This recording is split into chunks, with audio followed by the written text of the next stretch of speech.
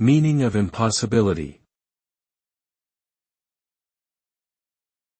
Impossibility. Impossibility. Impossibility. Impossibility. The term impossibility refers to the state or quality of something that cannot be done, achieved, or accomplished due to inherent constraints or limitations. It implies that a given task or goal cannot be realized, no matter how much effort is exerted.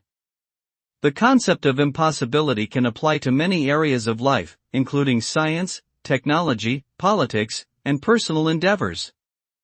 In essence, it suggests that certain things are beyond reach, forcing us to adapt or change our goals accordingly. Overall, the idea of impossibility highlights the boundaries and challenges we face in our lives.